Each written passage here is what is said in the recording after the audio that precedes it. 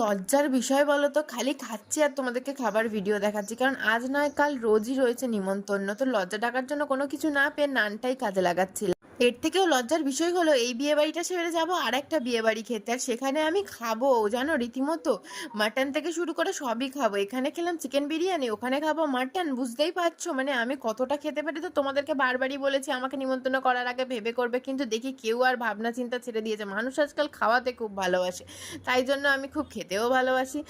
এই বিয়েবাড়ির বড় ব্লগটা যারা দেখেছো তারা অবশ্যই জানো যে এখানে যে খাওয়া দাওয়াটা হয়েছে সেটা পুরো আমার বিয়ের খাওয়া দাওয়াই হয়েছে। মানে হচ্ছে কি, আমার বিয়েতে যা মেনু ছিল এখানেও তাই ছিল।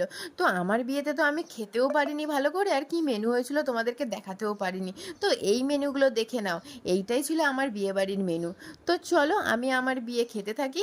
সরি সরি, আমার বিয়ে না, আমার দিদির বিয়ে খেতে থাকি, আর তোমরা লাইক শেয়ার আর সাবস্ক্রাইবটা করতে থাকো, ভুলে যেও না যেন। চলো টাটা, বাই বাই।